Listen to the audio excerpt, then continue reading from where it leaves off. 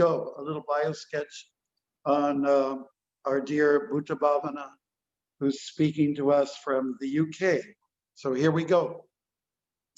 Bhuta Bhavana Das has been practicing bhakti yoga for over 25 years and began while studying at the London School of Economics, where he graduated in philosophy and economics.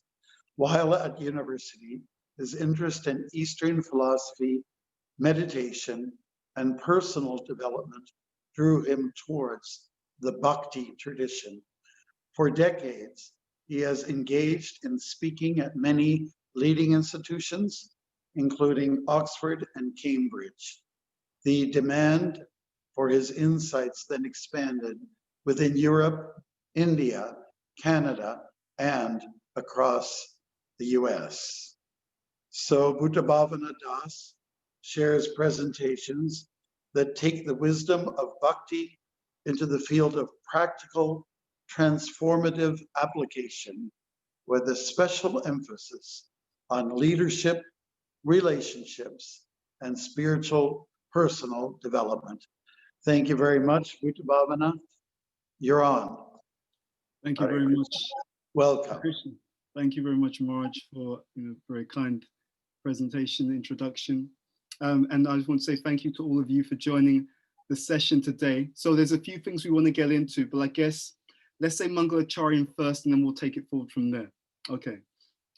Omagyanatimirandasya Gyananjana Shilakaya Chakshu Militam Yena Tasmai Shri Gurave Namaha Shuchaitanya Manobishtam Stapitam Yena Bhutale Swayam Rupa Kadamayam Dadati Swapadantikam Vandeham Sri Guru Sri Yatapatikamalam Sri Gurun Vaishnavamscha Sri Rupam Sagrajatam Sahagana Raganatam Vitam Tom Sajivam Sadvaitam Savadutam Virjana Sahitam Krishna Chaitanya Devam Sri Radha Krishna Padan Sahagana Lalita Sri Vishikambatamscha He Krishna Karuna Sindhu Dinabandhu Jagatpate Gopisha Gopika Kanta Radha Kanta Namostate Tapta Kanchana Gaurangi Radhe Vrindavaneshwari Rishabhanu Sutadevi Pranamami Haripriye Vanchakapatrubhyas Cha Kripa Sindhu Bhyeva Chapatitanam Pavanebhyo Vaishnavebhyo Namo Namaha Sri Krishna Chaitanya Prabhu Nityananda Sri Advaita Gadadhara Sri Vasadi Gaura Bhaktavinda Hare Krishna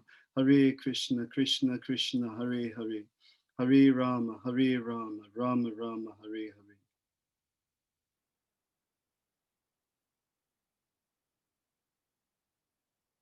So thank you for joining the session today. And the way we're going to start is I'm going to actually show you a video, okay? So I'm going to share my screen.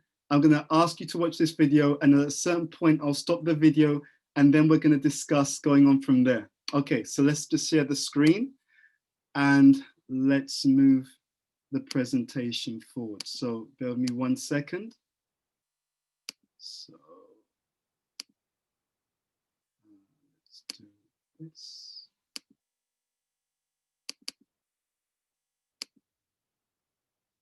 Okay, so all I'm going to ask you to do, watch the video, and then we will take things forward from there. So let's.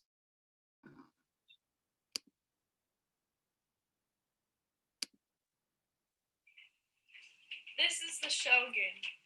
I'm going to hide this Hershey's Kiss under this cup, and the object is for you to pay attention and follow along and try to guess which cup the Hershey's Kiss is under at the end.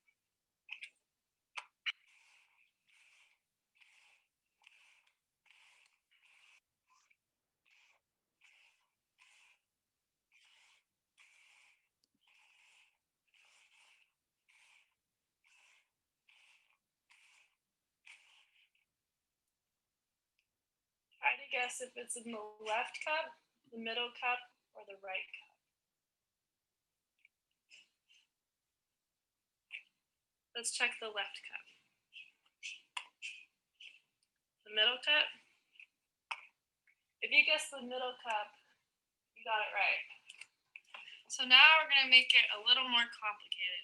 I've added an extra pair of hands, and I've added additional colors here. But that's only to distract you from the pink cups. The pink cups will always have, one of the pink cups will always have the Hershey Kiss underneath. So let's get started.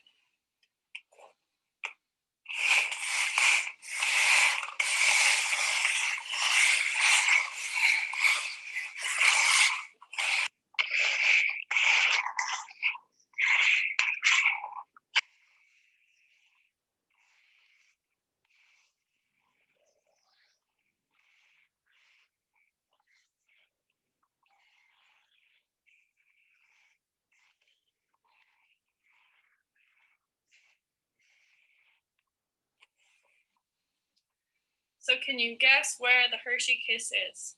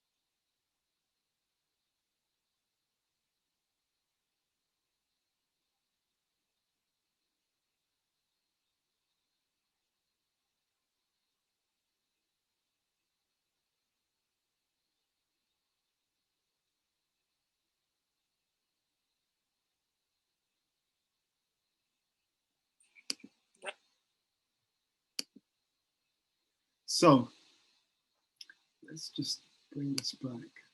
So I think you all saw that. And that was an interesting visual. The reason why I wanted to show this video is to really start us off by really tuning into something. And this is something crucial or critical about life itself. So what we saw in the video was something was happening. We were giving attention in one area, in one direction. We were trying to tune into something that was happening in one specific area. And as we were doing that over time, we missed something else that was happening behind the scenes, right? That was happening in front of us, but we weren't quite noticing. And this is actually a metaphor for our lives. Because in one sense, in Krishna consciousness, this can be happening all the time. What we want to talk about today, when you see devotees who are moving forward in their spiritual life, when you see devotees who are moving forward in their responsibilities generally, we may look at it one way, but we may not see another factor that's really making that situation work, okay? What we're going to be talking about is empowerment on two different levels. One level is we're going to talk about the direct spiritual empowerment.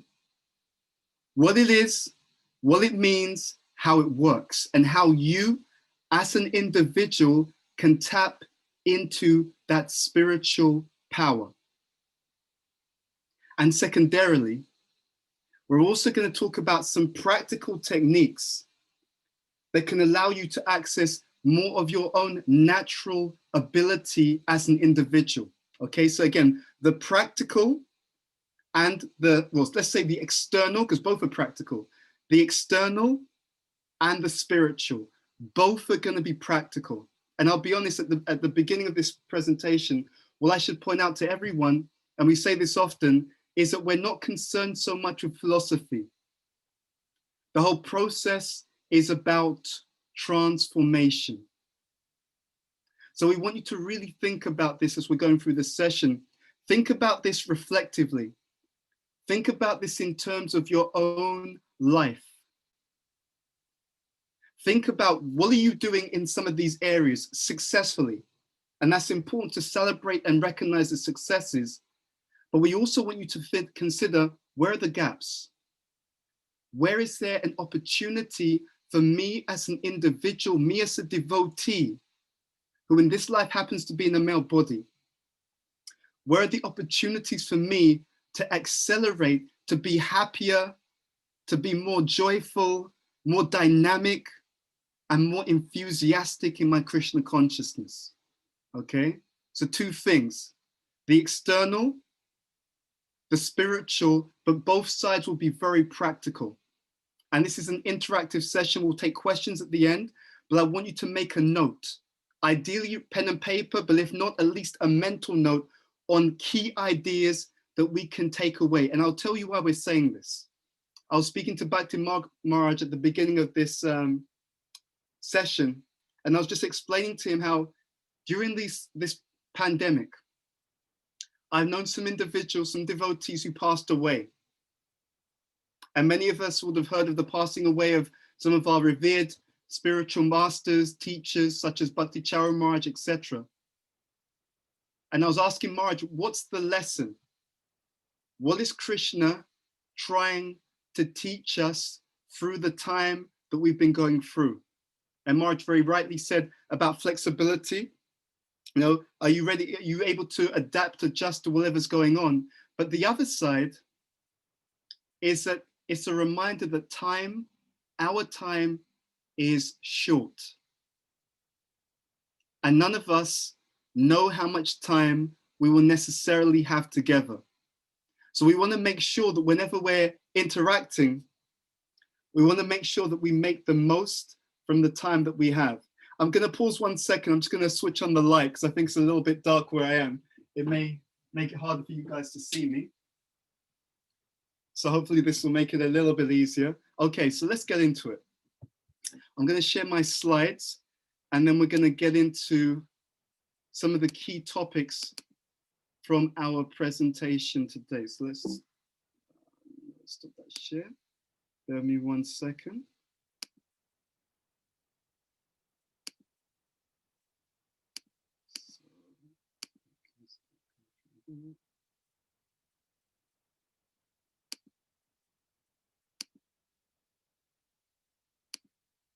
So I'm going to share my screen now, and then we'll take everything a step further.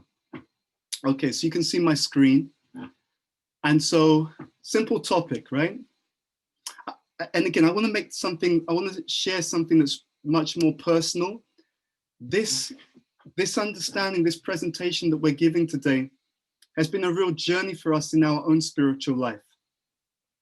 And part of that journey has been to really understand a lot more about how life really works. And that's a big part of the journey. But also how Krishna consciousness really works. Not how we think it works, not how we want to believe that it works, but how Krishna consciousness truly makes a difference and how the whole process actually has an impact for all of us. And so in going on this journey, I guess we will start with this particular point. This statement on the screen, against all odds. It's an interesting statement because it's a statement that's relevant to every single one of us. We're literally trying to swim upstream. We're trying to be spiritual in a world that's becoming increasingly material, okay? Increasingly looking at everything in terms of not just subtle, but more and more gross matter. And at the same time, there's a small group of individuals who are trying to buck the trend and trying to understand something far more deep about life, far more deep about existence, far more deep about ourselves. So if we understand that we're trying to achieve something against all odds, then the question is, how will we do it? We can't be sentimental as devotees. In order to get anything accomplished, you need power. Right? I repeat, in order to get anything accomplished, there's a requirement for power. Okay? And what we want to do in spiritual life is tap into an additional source of power that can make all the difference to our journey, can make a difference to our advancement in spiritual life, and can make a difference to our ability to help other people as well. Okay, so let me begin by showing you a quotation from Srila Prabhupada. Let's go here. So this quotation I'm going to show you, this is from the Srimad Bhagavatam, 8th canto, chapter 15, text number 28. I'm not going to read the Sanskrit, but I will read the translation and the purport. Okay, so translation. Brihaspati, the spiritual master of the demigods, said, "O Indra, I know the cause of your enemies becoming so powerful. The Brahmana descendants of Bhrigu Muni, being pleased by Bali Maharaj, their disciple, endowed him with such extraordinary power." And just tune into that last sentence again. I'll repeat this because there's a lot of power in Krishna consciousness that literally all of us, A, we have no idea about, and B, we're definitely not tapping into. I'll read the sentence again. The Brahmana descendants of Bhrigu Muni, being pleased by Bali Maharaj, their disciple, endowed him with such extraordinary power. Okay, purport. Brihaspati, the spiritual master of the demigods, informed Indra, ordinarily, Bali and his forces could not achieve such strength. Right? And that's important. Their normal ability is not very strong. But it appears that the Brahmana descendants of Bhrigu Muni, being pleased with Bali Maharaj, endowed them with this spiritual power. In other words, Brihaspati informed Indra that Bali Maharaj's prowess was not his own, but that of his exalted guru, Sukracharya. We're singing our daily prayers, Yasya Prasada, Bhagava Prasado, Yasya Prasada, Nagoti Kutopi. By the pleasure of the spiritual master, one can get extraordinary power, especially in spiritual advancement.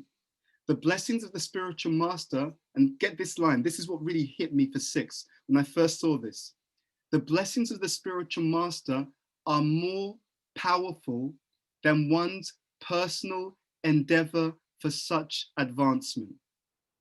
Narottam Das Thakur there says, Guru Mukha Padya Vakya, Chitete Kariya Aikya, Ana Kariyo Mane Asha. Especially for advancement, one should carry out the bona fide order of the spiritual master. By the Parampara system, one can thus be endowed with the original spiritual power coming from the supreme personality of Godhead. Evam Parapara Praptam Imam Rajasayo Vidu. Okay, so let's just pause for a moment. So this is a direct statement from Prabhupada. So this is the idea stated directly by our founder Acharya, directly in the Shastra, and it's related to this pastime of Bali Maharaj. And many of you will know the pastime, but just in a synopsis. So Bali Maharaj, he and his forces are defeating Indra's army. And Indra is being explained, how is it that Bali Maharaj, even though he's not ordinarily so powerful, how is it that he's so incredibly powerful? How is it that he's got so much prowess? And it's explained that he was blessed by the Brahmana descendants of Bhrigu Muni. Okay? So the point that's being made available here, and Prabhupada is saying explicitly, is that as devotees, you have the ability to tap into another source of power. Now, if we go back to the quote, and I will, because I think this point is so important to bring out. If you go back to this quote, the point that's made here in this sentence, the blessings of the spiritual master are more powerful than one's personal endeavor for such advancement. In other words, what that means is you may work very hard. You may think that you're working so hard to be a devotee, but actually someone who works smart, who serves smartly, who serves sincerely, who serves submissively to advanced devotees, by the blessings of such individuals, they can make even faster advancement. Our whole process works on what we call Kripa Shakti, right? the mercy potency. And there's a tremendous amount of that spiritual power on offer to every single devotee, but practically no one is tapping into it. And the reason why we're not tapping into it is, in general, the devotees don't know it's available, don't know how to access it. And many of us, to be honest, because we don't read Prabhupada's books carefully, even though he says these things throughout the books, we don't notice. So it's just like the video you saw at the beginning. Something's going on right in front of your eyes, but you don't see it. So this is a paradigm shift. I saw, actually I was reading a book, when I came to Krishna consciousness, I was reading a very interesting book about geniuses. And what was explained was, it was explaining about, well, it's about geniuses and how they work, but they gave an analogy. And they gave the analogy about understanding how to see through a trick or an illusion.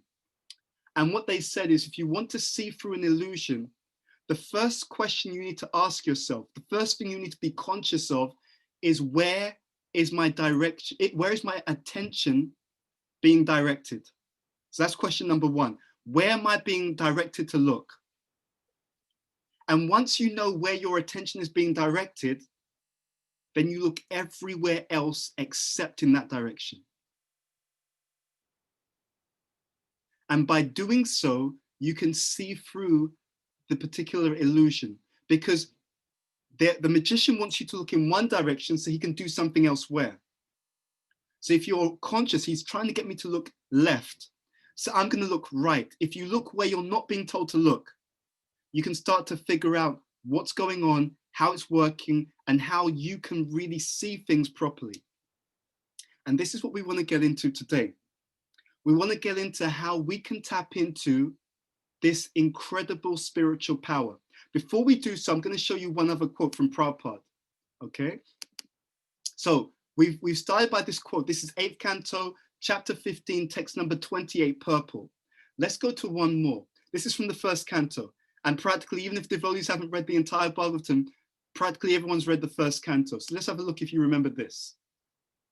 So 1st canto, chapter 15, text number 5, Srimad Bhagavatam. Again, I'm just going to read the verse and some of the purple. So, Arjuna said, "O king, the supreme personality of Godhead Hari, who treated me exactly like an intimate friend, has left me alone.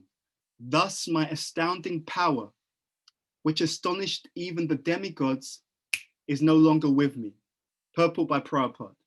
In the Bhagavad Gita 10:41, the Lord says, "Anyone specifically powerful and opulent in wealth, strength, beauty, knowledge, and all that is materially desirable is to be considered but a product of an insignificant portion of the complete whole of my energy.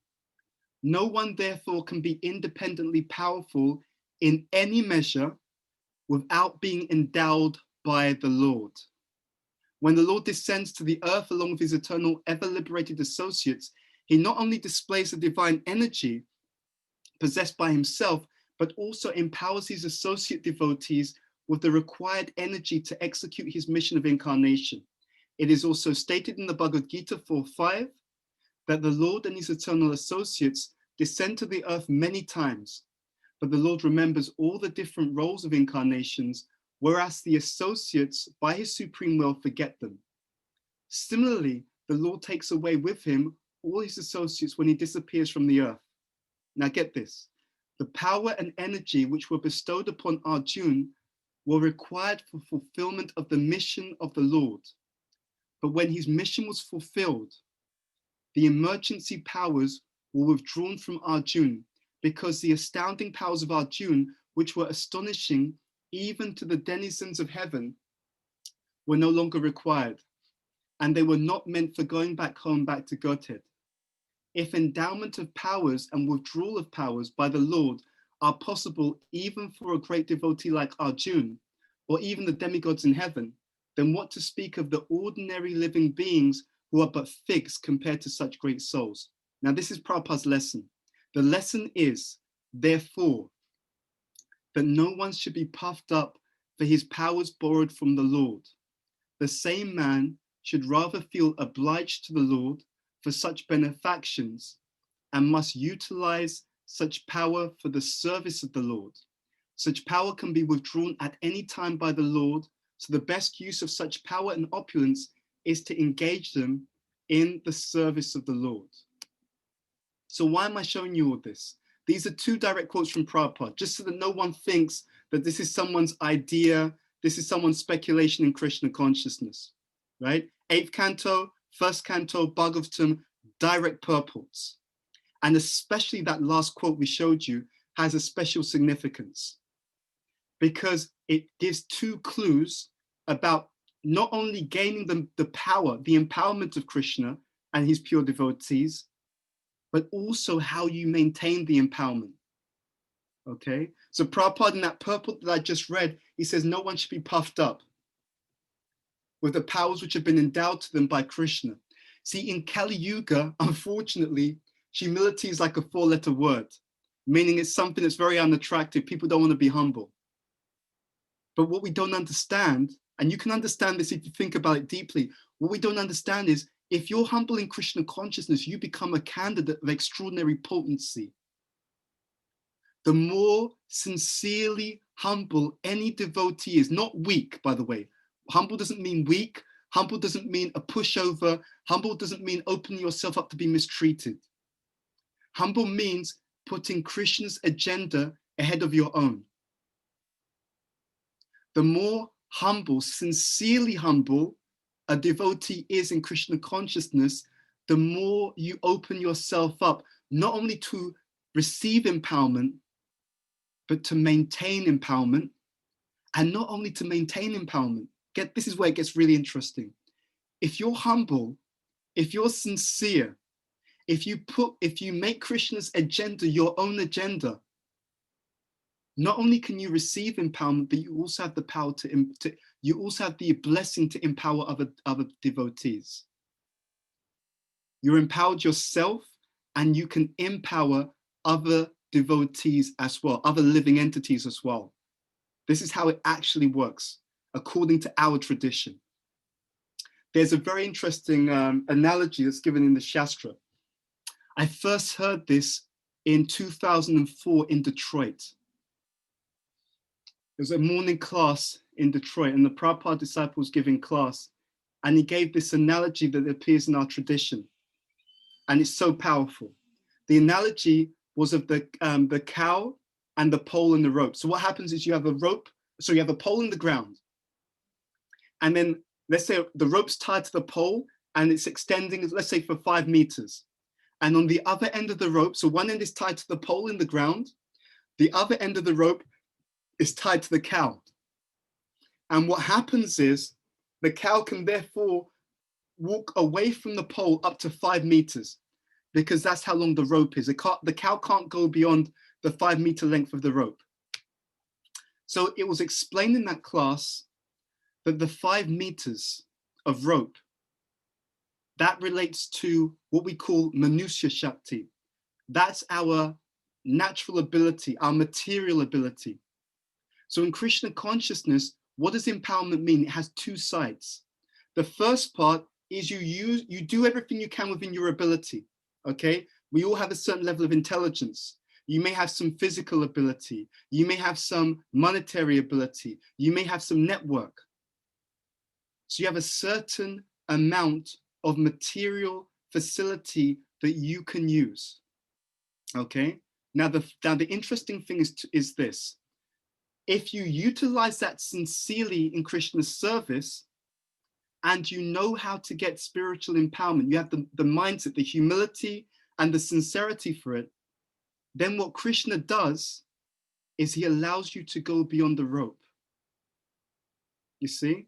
If he sees that you're using what you have already to the best of your ability for his pleasure, but with the right mindset, and I repeat that because it's a crucial piece of the equation, then what starts to happen is, then you, by the mercy of the Lord, by the mercy of his devotees in particular, and by having the right mindset of humility, you can then go beyond your rope.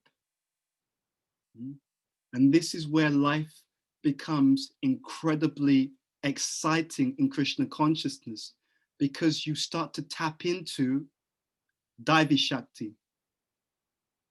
You start to tap into spiritual power, the spiritual power that's been gifted to you by Krishna and his divine associates, the pure devotees, the advanced devotees. And then that can allow you to take your spiritual life to another level. And it's actually by that kind of potency, that kind of blessing, that you can actually advance, because advancement is not, this is one of the big illusions we have in our movement. We think that we're advancing by our own strength, but that's not true. We're not advancing by our own strength. We're advancing by the blessings of advanced devotees who we've received their blessings because of our sincerity, our humility, and our endeavor. I repeat, because this is a 3-part formula: being sincere, being humble, and making the correct endeavor. So funny, this is a men's conference, right?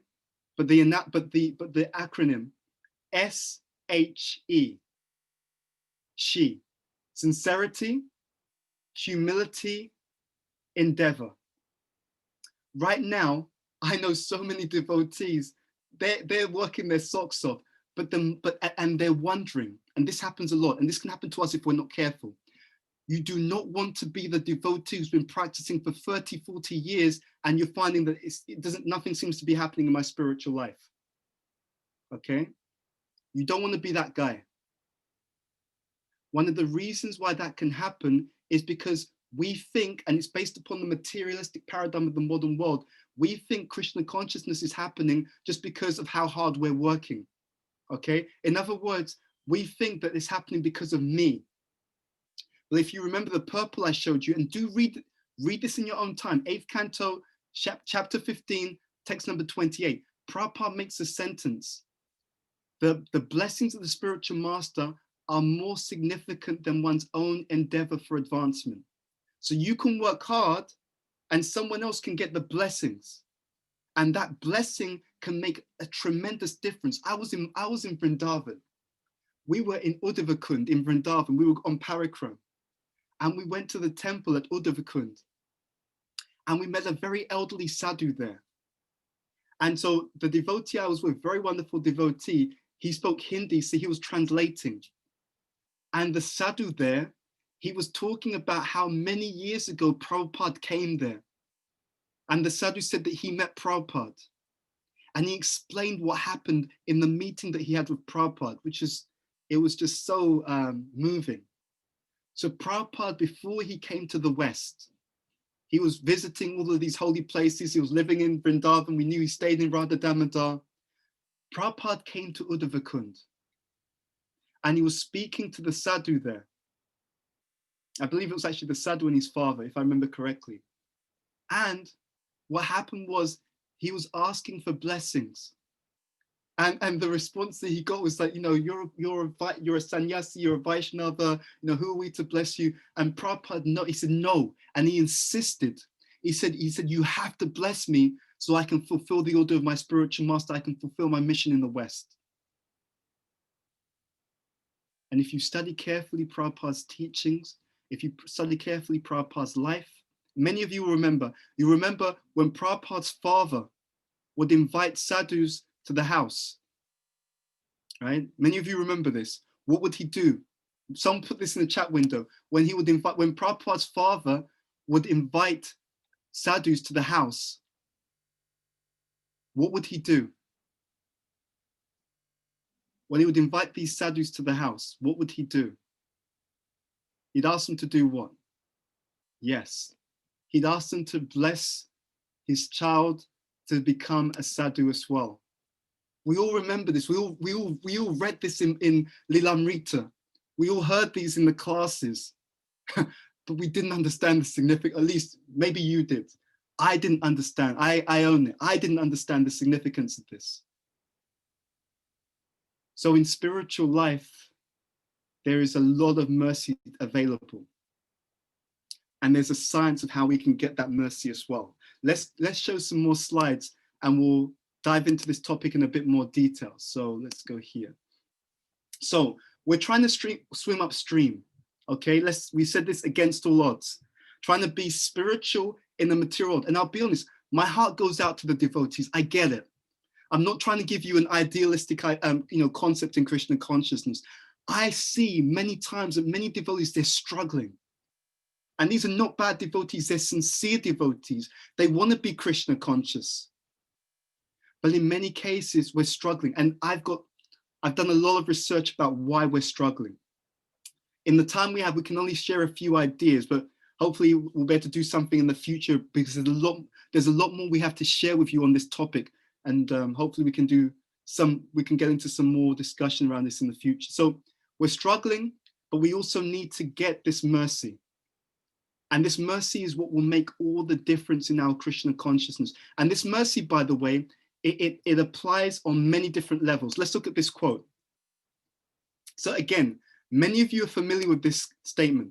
Mukum karochi vachalam pangam langayate girim yat kripa tamaham vande Shri Gurum Dinataranam. I offer my respectful obeisances unto my spiritual master, the deliverer of the fallen souls. His mercy turns the dumb into eloquent speakers and enables the lame to cross mountains. I mean, just look at what's being said there. Look at what's being said there. This prayer, and many of us, you will have heard devotees, senior devotees at all levels, sometimes reciting these verses, maybe saying them at the beginning of the class, and we hear it, and then we come to the class, we hear the verse, we go away, nothing changes. Come to the class again, hear that, and we're not conscious. This is actually why Prabhupada said you have to become conscious before you can become Krishna conscious. Because we're given so much all the time, but we're not aware of what we're being given. We're not aware of what we're being given. We're not aware of the significance of it. And that's the first problem. And from there, because I didn't even see that I was being offered gold, there's no question of me taking advantage of the gold.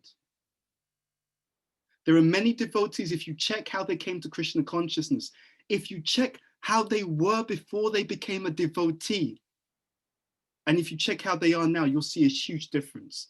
And it's this: they received blessings, they received mercy, again, because of She, sincerity, humility, and endeavor. These three things coming together allowed them to not only receive the mercy, but to hold on to this mercy. And as you can see in this verse, this is why it's not someone's idea. What does it say? His mercy turns the dumb into eloquent speakers.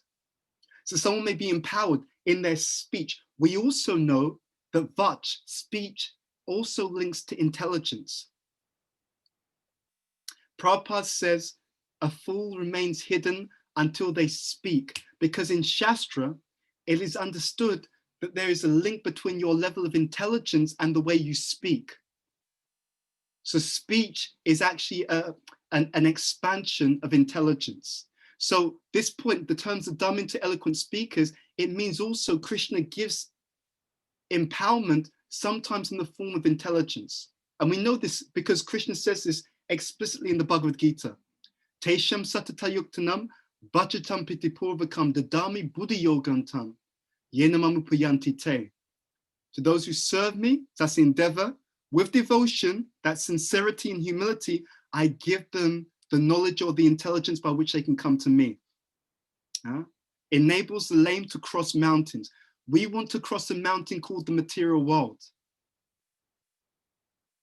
We need to cross the mountain or the ocean of material suffering to return to Krishna. And it is by the blessings and the empowerment of the devotees that we will definitely be able to move across and move through this. So we wanted to bring these quotes from Prabhupada up front and then take it a step further. I'm going to whiz through the rest, and I know that we need to have time for Q&A, so I'm conscious of that. Let's go here to the next slide. Let's go here. So I'll whiz through these additional points because the main thing is what Prabhupada says, but I want to talk about a few other points as well. As men, you see, there there is a movement right now which seeks to kind of, and it's based upon impersonalism actually. There's a movement in the world right now which, because of the influence of Nivishesha Shunyavad, it seeks to make out that everyone is the same. All the genders are the same. But that is not our tradition. Our tradition states very clearly that there is such a thing as a male nature. Our tradition states clearly that there is such a thing as a female nature. So the issue isn't about masculinity. The issue in the modern world is masculinity in the mode of ignorance or passion. That's what we mean by toxic masculinity. So the solution to toxic masculinity is masculinity of a higher order, masculinity of a transcendent nature, or at least masculinity in the mode of goodness. And it's very interesting. When we talk about masculinity in the mode of goodness, it means balanced masculinity. What actually happens when someone becomes more advanced, genuinely advanced, not just externally making a show of advancement, but someone who's really advanced in spiritual life, you'll see that they have both of what we call masculine. They have, and this is very, I have to word this carefully so you don't misunderstand this, because this has been misunderstood even in our movement. They have both what are traditionally considered masculine qualities, and they have what are traditionally considered feminine qualities, but with balance, with a preponderance of the masculine, but they can also do the nurturing piece, the considerate piece, as required according to the situation. That's the point. So it's not one or the other. It's very similar to the concept of yin yang. So if you know the concept of yin yang, within the masculine, you have an element of the feminine. Within the feminine, you have an element of the masculine, but there's a preponderance of one over the other.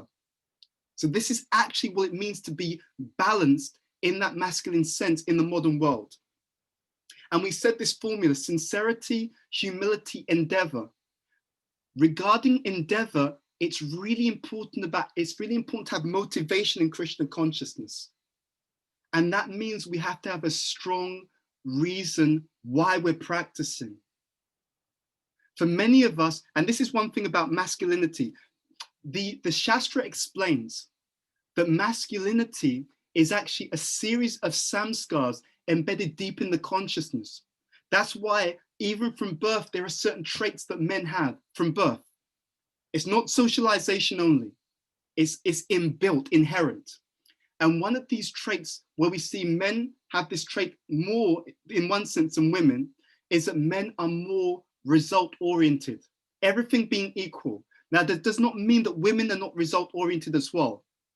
Both men and women are result-oriented, but men compared to women have a greater preponderance of being interested in results than women, okay? So in the male body, if we utilize the masculinity in Krishna's service, it can move forward in a very powerful way.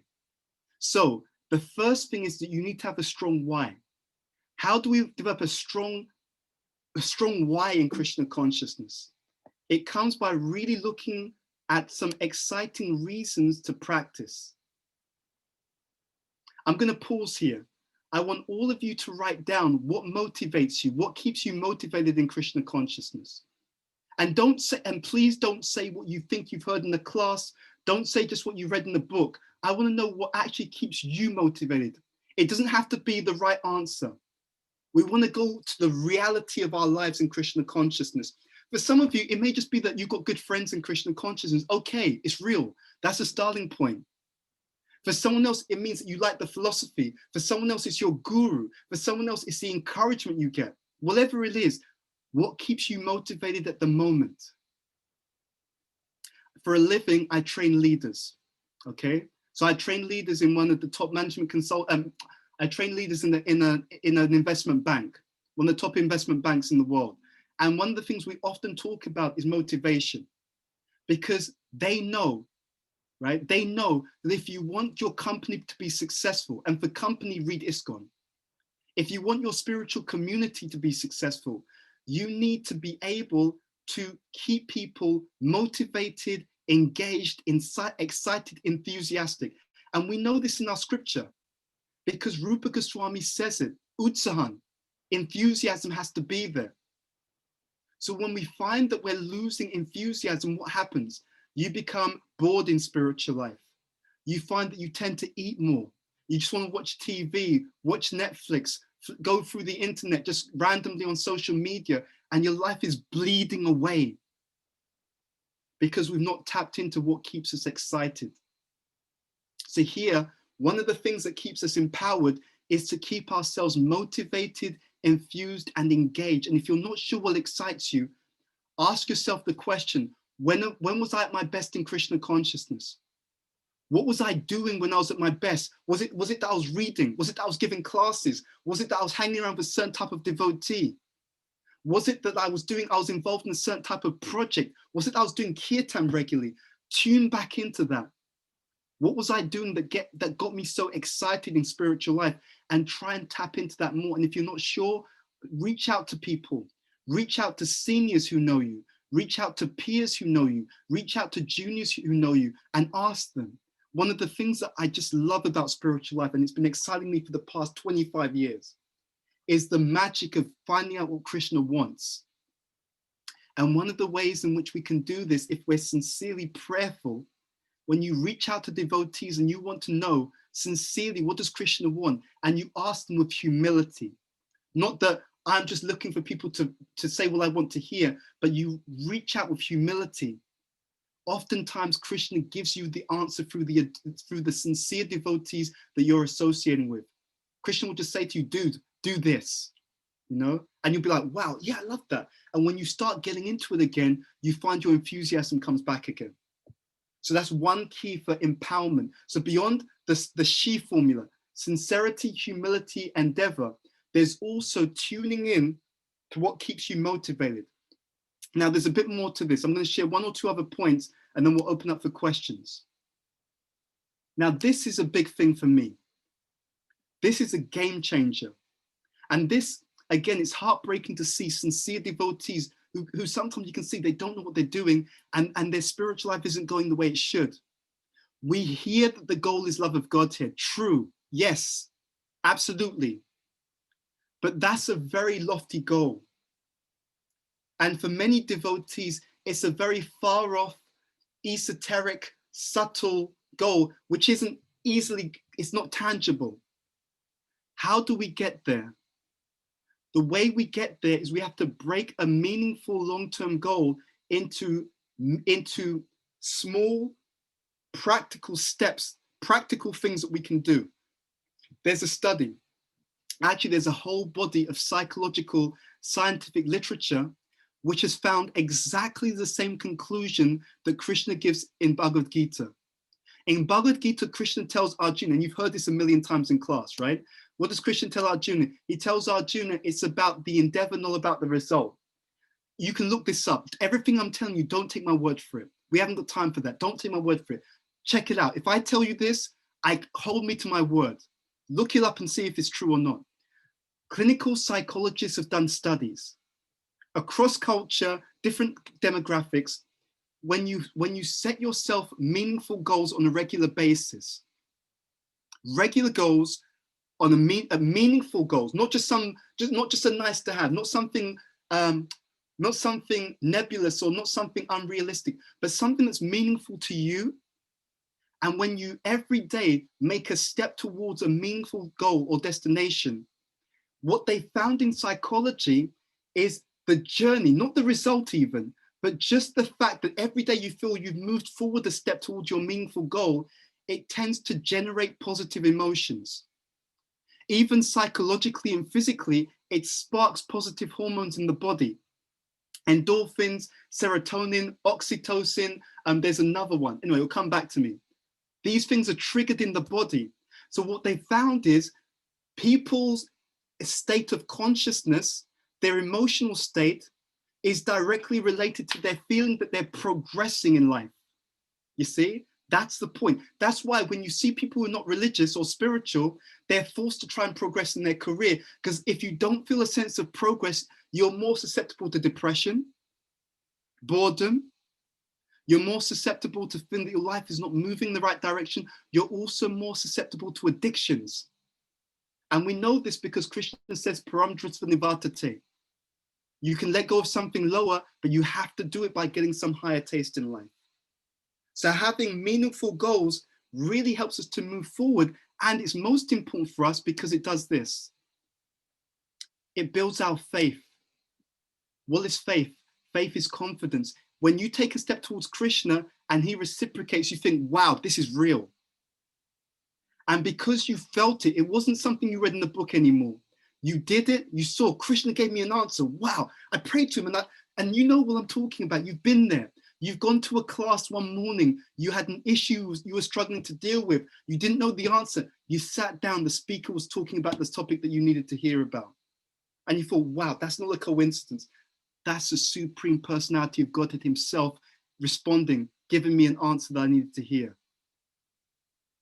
Anyway, there's more we can say, but I guess we're going to stop here and we'll open up for some questions, because more important than what I've got to share is trying to really answer some of the questions and comments that you have to see how we can make this of maximum value to all of you. So I'm going to hand over to, I think, whoever's leading the Q&A, maybe to field the questions to me.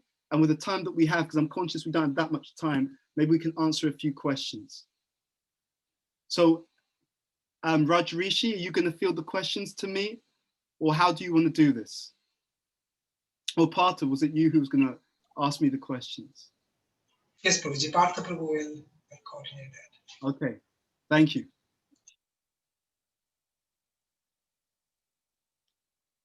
Partha, you are on mute, so we can't hear you.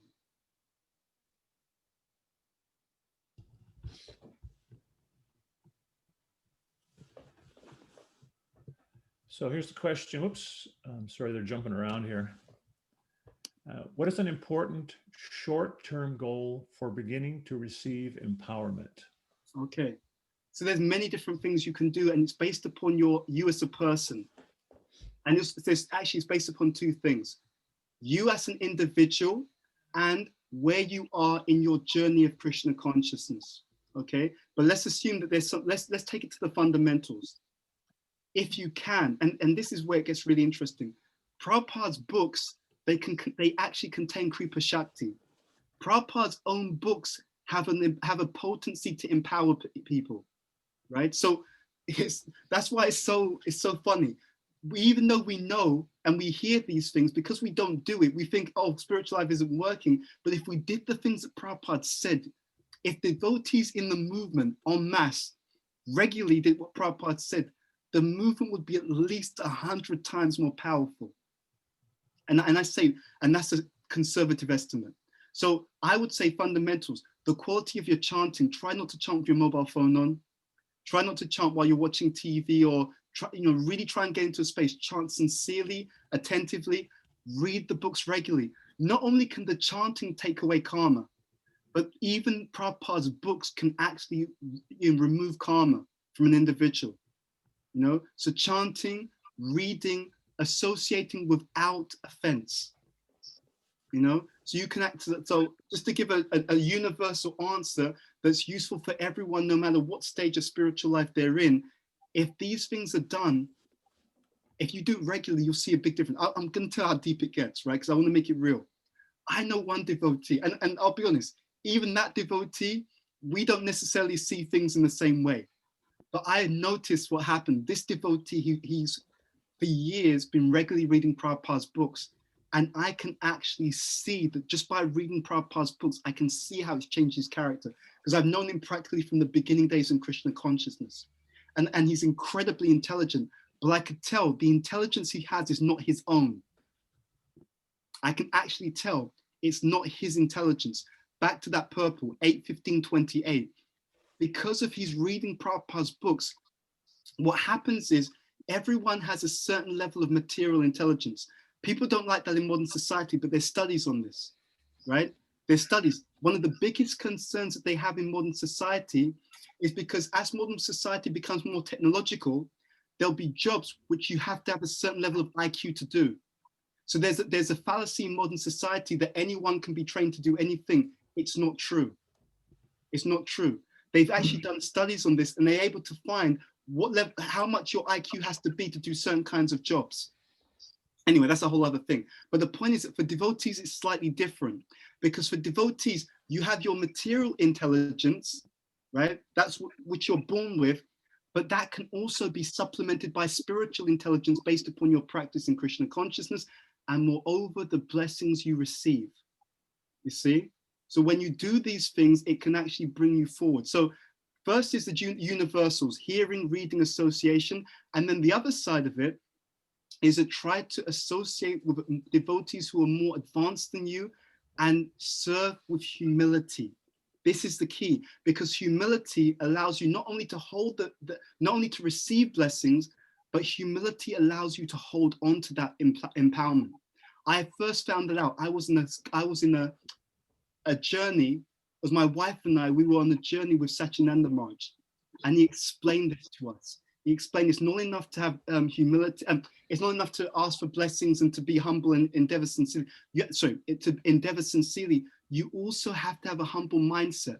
Because if you don't, what happens is even if you receive the blessings, they will just pass by you. It's almost like you received something into your cup, but your cup had a hole. The false pride is like the hole in the cup. So the blessings do come, and then they just leave you again.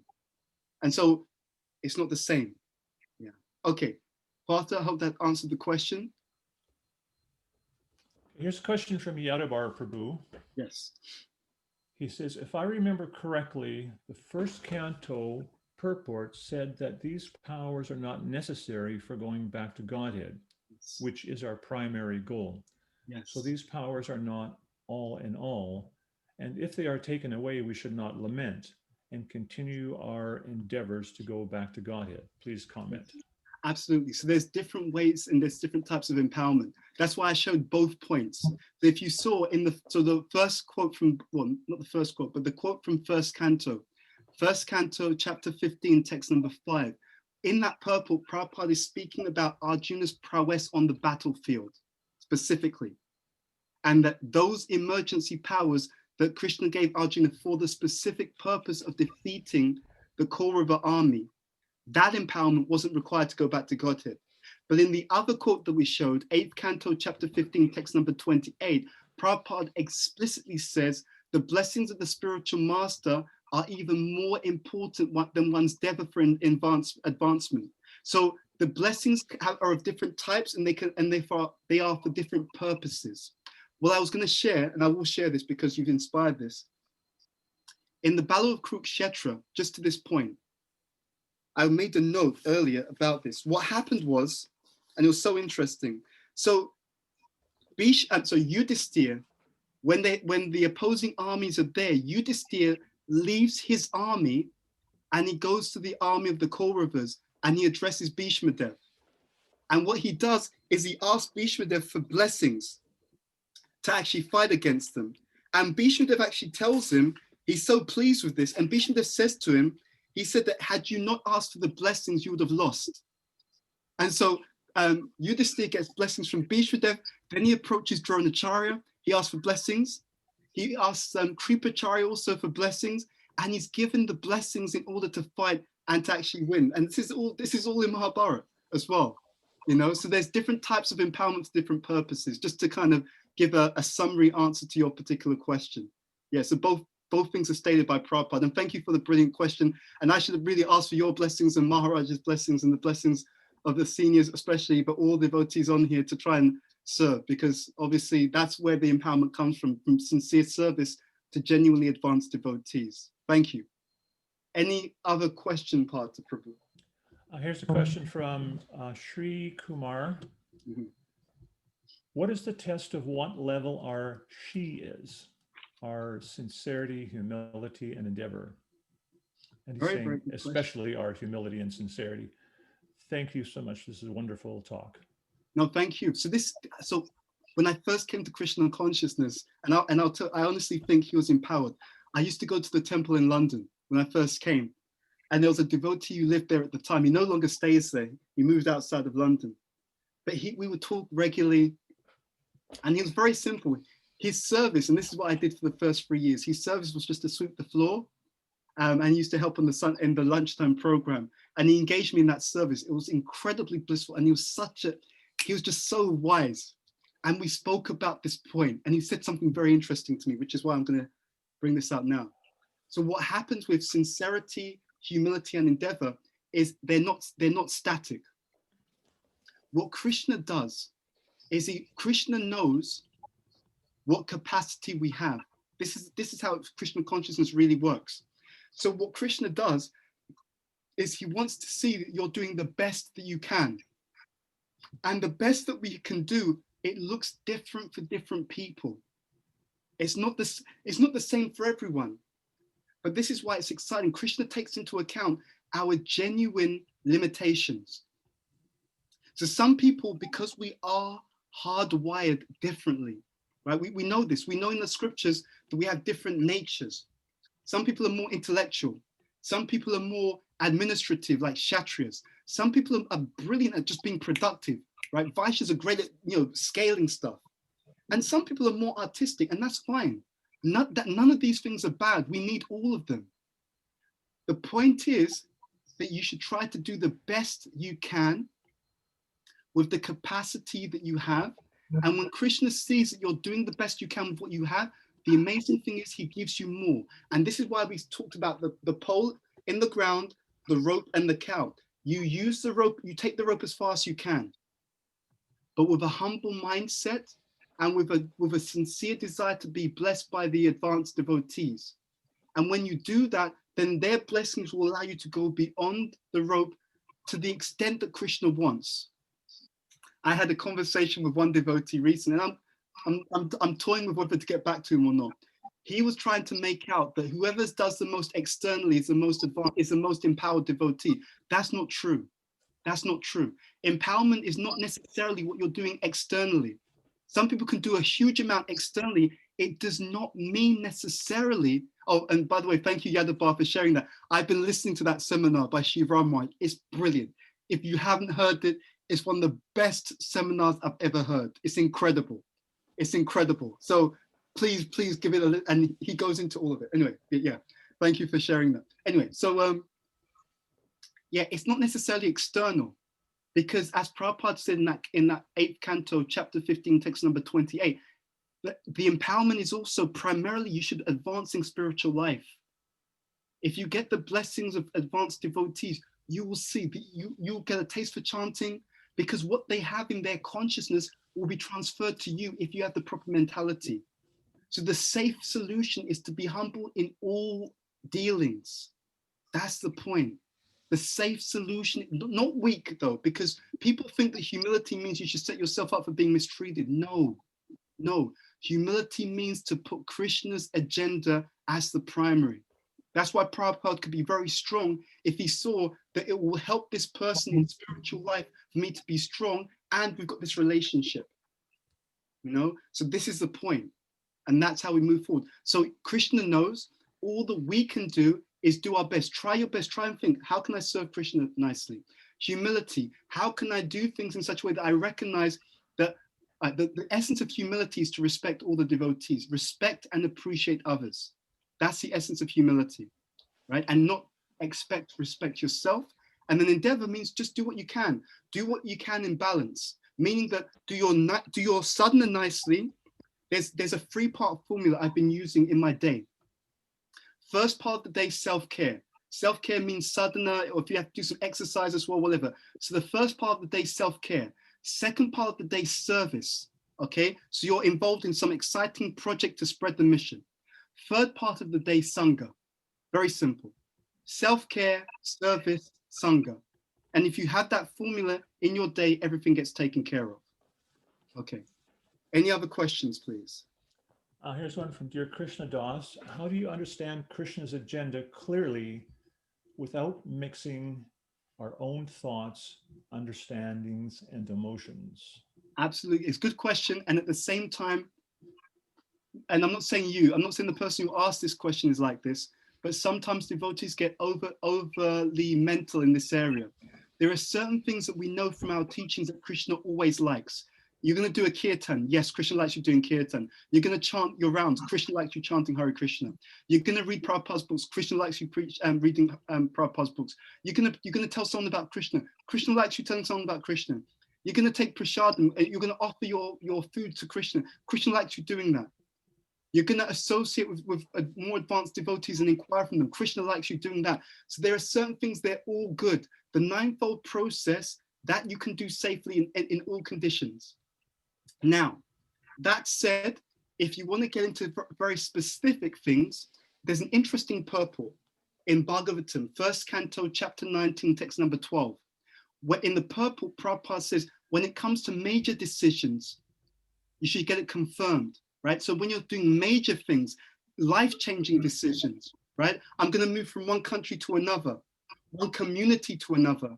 I'm going to, those things, I'm going to get married. I'm going to start a family. Major decisions, you should get them blessed and confirmed, because then you can get insight. Because let's be honest, sometimes even in ISKCON, there's issues in marriages. And I've seen it and it's heartbreaking. You think, no, that devotee, I have friends who are devotees. And in some cases, I knew who they were going to get with. And I saw that this couple, they're not compatible. They're not compatible. I mean, they're so different that it's going to be a real stretch day in, day out to be married to this particular person. And I saw it, but they got married anyway. And then later on, it's like, BBD, we're so different. It's such a stretch. And it's like, yeah, we saw that. We saw that. In 3rd canto Bhagavatam, Prabhupada talks about compatibility. Anyway, that's a whole other topic. But the point is that you want to try and understand these things. And when you speak to devotees and get their perspective, devotees, because it's not their issue, they can see something that we may miss. You see, because we have a blind spot. They may see something that we've missed. Therefore, there's nothing wrong in us introspecting, making decisions, but when it's major, also get input from other people. This is the way of the Vedic kings. This is mentioned in Manu Samhita. The king, even when he had a decision, he would actually throw his decision to his ministers and say, this is what I'm thinking of doing. What do you think? And what they would do is they would look at his decision to see, are there any gaps in his decision? You see, Prabhupada did the same thing. You really Lamrita, Prabhupada, he's a Nitya Siddha associate of the Supreme Personality of Godhead, but he's bouncing certain ideas off other devotees. And interestingly enough, so in the work I do professionally, one of the senior people in our company, their team, and it's a very senior, I mean, these are people earning 6-7 figures, right? 7 figures. They were using a concept which has come from the military called red teaming. The way this works, this is a military concept. So what they'll do in the military, they'll come up with a strategy. And then once they've got the strategy, they pass it on to a red team. And the purpose of the red team, they have one mission. Your mission is to look at my strategy and destroy it.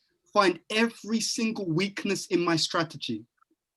Because when you find my weaknesses in my strategy, I can then put in contingency plans, or I can use it to improve my strategy. You see, that's what they did in the military, and they're using that in the business field now. So the point is, if you ask, that's part of humility. Humility is, I don't think I know everything. I don't think I see everything. I've got some idea, yes.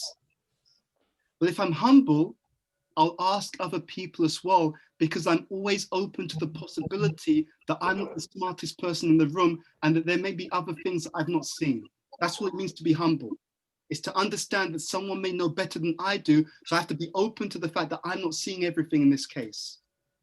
Okay, sorry. Any, how are we doing for time? Is that okay, or do we have more time for more questions? I'm asking you guys because you're in charge.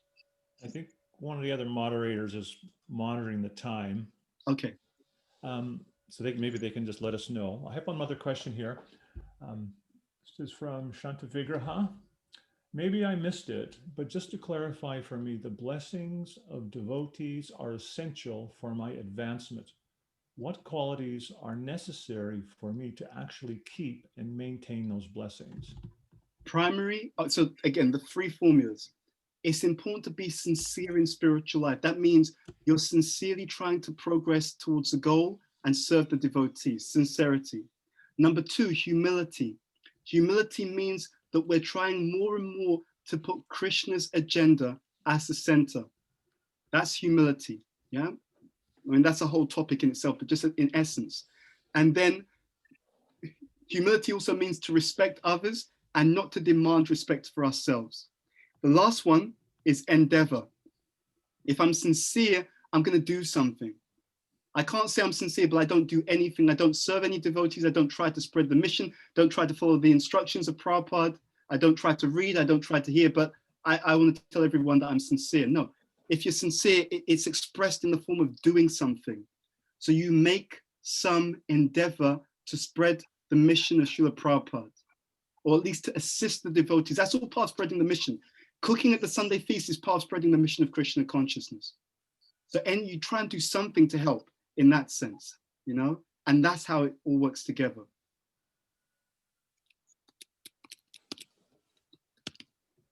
Okay.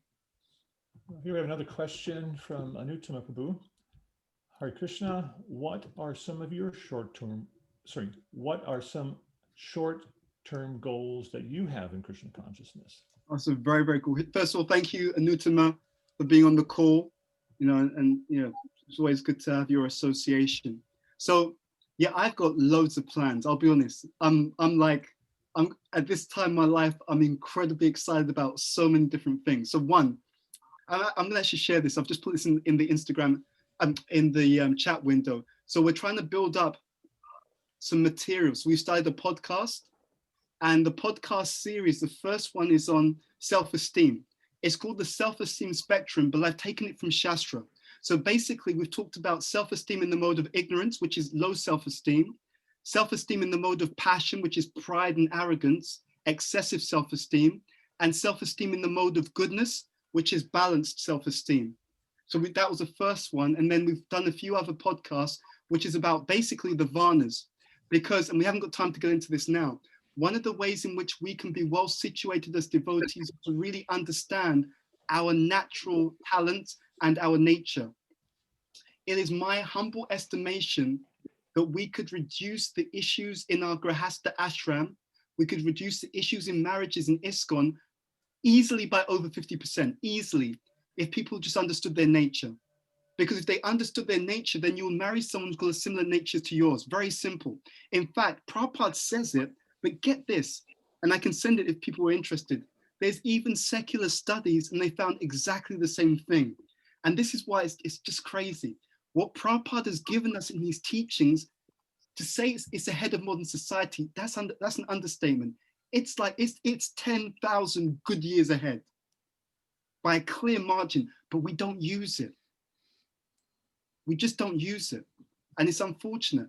And therefore we make our lives much more difficult than they have to be. And then the really heartbreaking thing is when we struggle, instead of thinking, oh, you know what, Prabhupada said this, but I did something different. Instead, we think that the process is hard. You see, it's a misunderstanding. It's not always that the Krishna conscious process is hard. It's often our misapplication of the Krishna consciousness process. Yeah, so just some points on that. Prabhu, you just sparked me to ask a loaded question. Can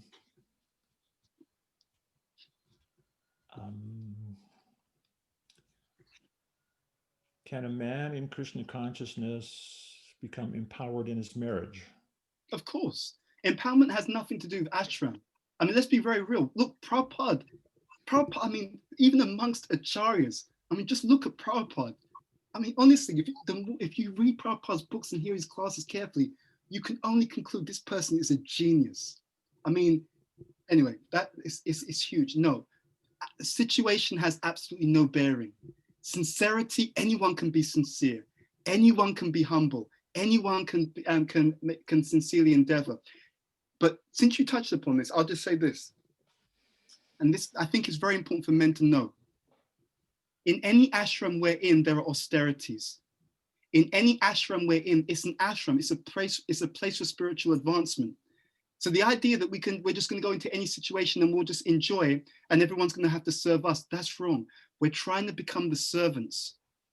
So in whichever ashram we're in, you want to develop a service mentality and be sincere. If you do these three things in good association, I guarantee you, your spiritual life will take off. You won't even know how it's happening. But like I said, I gave you these quotes because I didn't want anyone to think it's my idea. Check these things out. And these are just 2 quotes. Prabhupada's books are riddled with quotes. There's a letter by Prabhupada, and he's writing to one disciple. And Prabhupada is speaking about Ram Leela. And what Prabhupada says is Ravana, his army, they had these mystic abilities, mystic powers, right? So they were using what Prabhupada calls Manusya Shakti, right? Worldly power. And Prabhupada goes on to explain how Ram, he had the monkeys. But the reason why they were able to defeat Ravana's army is because Ram's army were depending on the spiritual potency, the Daivi Shakti. And therefore they were more powerful, even though they were dealing with an opposing army, had all kinds of mystic powers, black magic, and so on. So any situation can be empowered. It's sincerity, humility, endeavor, full stop. Question from Lokanath. Hare Krishna Prabhu, you mentioned serve smart. Yes. Is this the She formula? Please elaborate on how to serve smart. There's many ways to do this. Yes, the She formula is one way.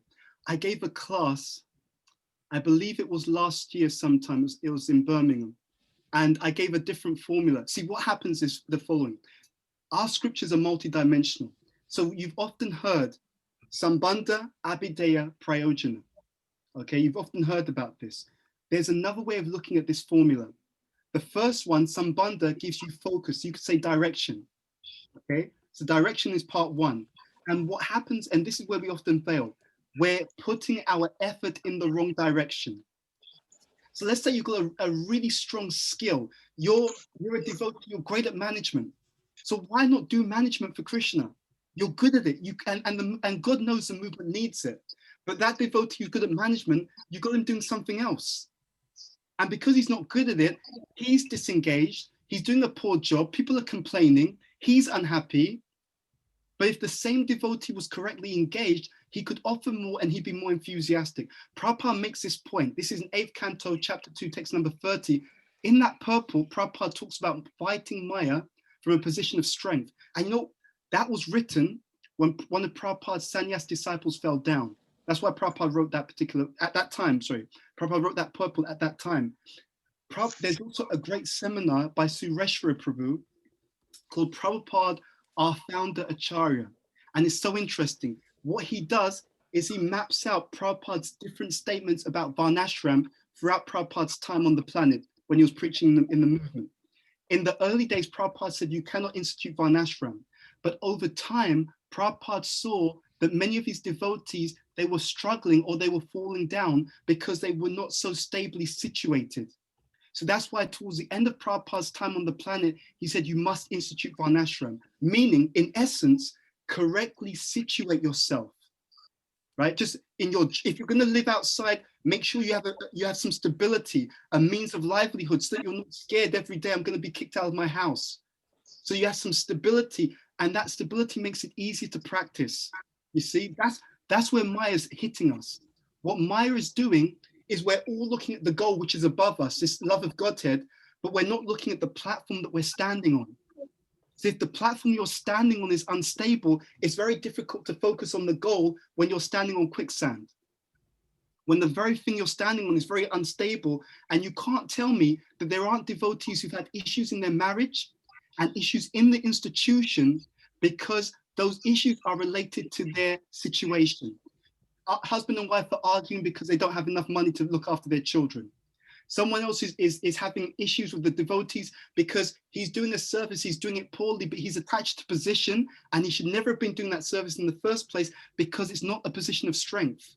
Anyway, so these are some things around being strategic or smart. So the first one is direction. Direct your energies in the right area. So D stands for direction. That's Sambandha. Second D, Abhideya, right? We know Abhideya is a process. So the second D stands for drive. Put the correct energy in. And the third one, we say Prayojana, the goal, right? it maps to the statement that's made by Yudhisthira, that for success in life, you have to have focus, endeavor, and Krishna's mercy. So focus comes from the proper sambandha. Endeavor means the abhideya, right? The drive. And then Krishna's mercy is a prayojana. We have to get that mercy because we can't do it by ourselves. So direction, drive, and divine fortune, right? Divine mercy, divinity. That's how we're strategic. Not just being Krishna conscious, but what project should I be involved in? Who should I associate with? If you have a choice, associate with the devotees who are really allowing you to grow, prosper, and develop. Don't think that all the devotees are the same. That's not true. That's impersonalism. While being humble and sincere and serving everyone, whenever you can, always try to get the blessings of devotees, especially advanced devotees. That's what it means to be strategic. We have a little bit less than 5 minutes, Bhuta Bhavana. I'll give you one more question here. Okay. Oh, I just lost it. One sec. Okay, it's from Sukada Das. You brought up a slide at the end, faith versus fear. Yes. How do you see a devotee can implement this during preaching when we face challenges approaching new people? Okay. So in essence, you have to look at why are they challenging? Because all challenges are not the same. What's meant to happen in spiritual life is we do our best first and then we depend on Krishna. Meaning that the mood of dependence is always there, but it's just like Arjuna on the battlefield. You can't say, okay, I'm going to go to battle on behalf of Krishna, but I don't bother to know how to fight. I don't take my weapons with me. And then when it doesn't work out, then it's like, oh, Krishna didn't protect me. No, if you want to endeavor, if you want to depend on Krishna, the way we depend on Krishna is by following his instructions. So when Krishna says, Arjuna, fight for me, he's taken the trouble to learn to fight so he can fight for Krishna. So when Krishna says, preach for me, we should have taken the trouble to learn to preach so we can preach for Krishna. You see, that's the point. Do I know the philosophy? And that's a constant lifetime thing. I'm learning. If I keep learning, I keep sharing. We're going to preach for Krishna. Have I presented it properly according to my audience? There's a brilliant purport. First canto, chapter 4, text number 1. In the purport, Prabhupada says one should not change the meaning of the teachings. At the same time, one has to be able to package it or to present it in the way that's suitable for the given audience. He says this is called realization. So have I presented it in a meaningful way? Or, and this happens unfortunately in our movement, or am I just preaching the way that I am and the way that I like and completely ignoring the fact that the audience I'm speaking to are nothing like me? And then I wonder, oh, why don't they take to it? You know, what's wrong with them? Yeah, because you shouted at them. You told them that if they don't surrender to Krishna, they're all going to go to hell. No one preached to you like that when you came. If you were preached to that way, you would have run in the other direction. But now that you're excited, you don't care about anyone but yourself, and you're preaching to them as if they should just suddenly accept it because we don't tune into them, which is, again, it's that false pride. We often don't realize it, but what happens in that way is we're putting ourselves in the center. I designed all my preaching according to what I like and according to where I am. And I've completely ignored the fact that my audience are in a different space. They're a different audience. And then that's why they're not listening. So we should try to understand that. But I'll just say one other point, and I know we have to end. Faith and fear are on two sides of the opposite spectrum. The more you have faith, the less fearful you are. In fact, the more you have faith, the more fearless you become. And one of the easiest ways to develop strong faith is regularly reading Prabhupada's books, because Prabhupada, his name was not an accident.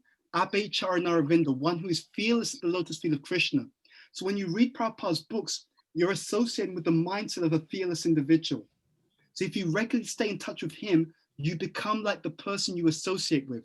So because he's fearless, if you regularly associate with him, you actually also become fearless. Okay. Okay, maybe we should end there. I think Maharaj, you're going to wrap it up.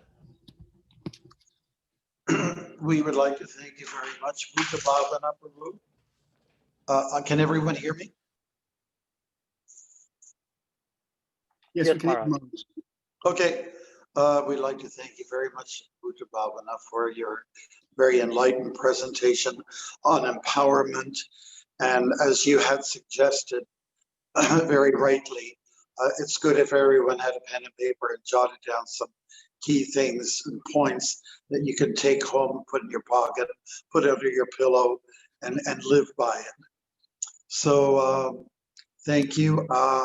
I'm sure you're accessible, available, so that if devotees have continual, let's say, questions and queries, they can communicate with you on this very beautiful topic about empowerment. Yeah, so just on that, I'm available on Instagram. So, and we're also trying to put out more material via that website, via that platform. So at Edenoba, that's my legal name. So feel free to connect with us on Instagram if you're on Instagram, or on Facebook, Bhuta Bhavana Das. Yeah. Beautiful. Thank you very much. And I'm not sure how we can reciprocate, but it's a little awkward to offer obeisance at this point, but maybe we can raise our arms and go Hari Bol, Hare Krishna, Krishna Krishna, Hare Hare, Hare Rama, Rama Rama, Hare Hare. We always enjoy when you come. It's your third visit to Mantra Retreat, if I'm not mistaken. And it's always very enlivening. Thank you for coming all the way over, at least psychically, from across the ocean. At least we're all coming from different places, and sharing your great wisdom. Thank you for reminding everyone how important it is to build up your faith, which will help to overcome fear.